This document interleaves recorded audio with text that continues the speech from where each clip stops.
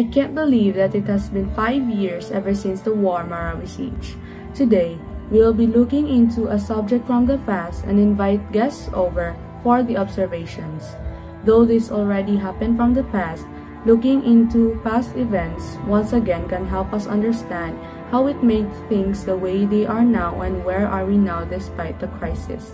Once again, we will be talking about the war Marawi siege from 2017.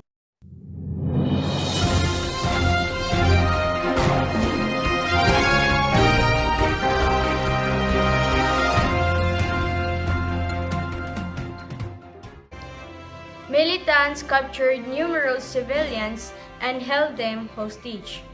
Many, likely most, of the hostages were captured during first few days of the battle.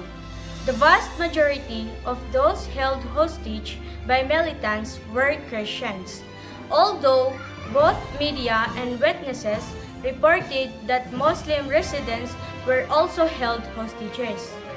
Hostages were physically abused by militants, made to do forced labor, and reportedly served as human shields. Hostages were also killed by government airstrikes. According to witness accounts, the government has not clarified if it is official civilian casualty toll includes such casualties. Before we begin, I am Princess Hannah Di Sarigala here with you today. As you can see in the previous video, Najema Manilocon, a reporter, is here with us for our subject today. Calling Najema from the new studio. Good day to you, Ms. Sarigala and everyone. I am Najima Bashir Manalocon, here with you today covering the latest news and now a guest today. Good day to you and everyone as well. How are you? I'm good, and you? I'm good too, Najema Manalocon. Back to the topic, back then when you are covering the news about the Marawi's crisis, what do you think was the most affected during the war? I can say that the most affected would be the residents themselves. Not only, but I have witnessed families who lost their loved ones. Even covering the news, I can tell how hard it is to take. I can also tell that most have changed their lifestyles. Even evacuees back then have really adjusted to new environments. Yes, indeed, Ms. Sarigala. I have also invited a co-worker whom I asked to get more information about the subject we are in today, and if that's okay with you. Guests are welcome here. Please do. Calling Teresa from the studio to give us more views during Marawi crisis back in 2017. Good day, I am Teresa Roshana from the new studio. I was tasked to gather more details for today's subject. Let me guess, another guest will be invited? Haha, yes, since I'm new here in news reporting and have not witnessed the Marawi crisis that time since I used to live in Cebu, I thought of inviting someone who is a resident of some of the near city of Marawi who can give us more details. That can be helpful, Miss Teresa Roshana. Please invite them over. Calling Mrs. Dory, live from their house in Iligan City. Hello everyone, She is Fatma Amina Dory, who I invited. She lives in Iligan City and is one of the people who have witnessed those times of war. Looks like I don't have to introduce myself. Again, I am Fatma Amina Dari. As a resident in a city that is a distance away from the Marawi city, I still remember the helicopters flying during that day. My daughter, who is 7, waving at the helicopters, sound with men in dark green.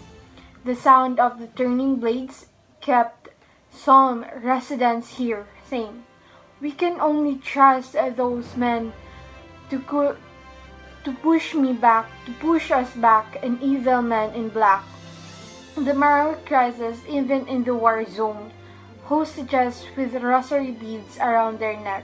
They can only do that one, and they can only survive in that way. We can only trust those men in dark green, and we can only survive with them. Pardon me, Mrs. Story, but I would like to ask, how are the hostages during the war? In what way or condition can they be released? Hostages who are Christians, they are forced to follow the Islam religion.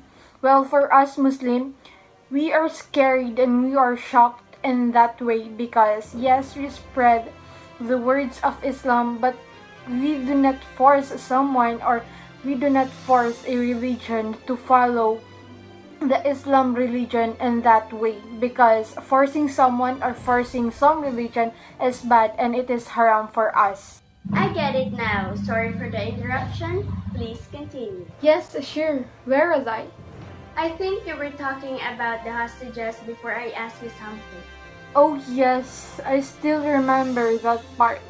I have mentioned helicopters flying during that day and dodging snipers, bullets whistling past the buildings. How I wish that time pilot of those helicopters would comfort us before we sleep. Those helicopters will go down and would help us with our struggles, and those helicopters will help us to comfort us with our problems. It is painful knowing that even pilots cannot comfort us even in those times. Every resident will shout, would scream when bombs are settled. Though pilots would comfort us here and would comfort us there. Before I sleep, I also ask for something, that for people or good people that are helping us for our clothes, helping us for our needs, for our food, and those people that comfort us in the first place.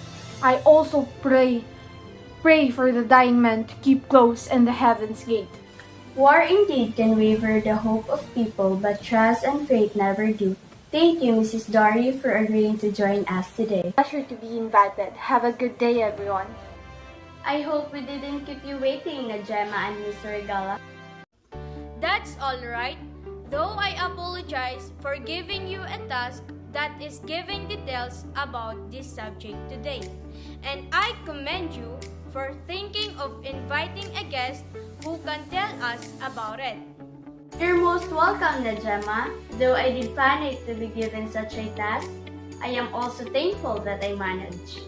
Indeed, big thanks to all of you who agreed to be a guest today. Now let us wrap this up. Once again, thank you so much, everyone. You're welcome, Miss Sarigala, and have a good day to you and everyone once again. Listen well, little girl. Fighter jets are black, and the cycle begins. We call it, in the alphabet's 26, war.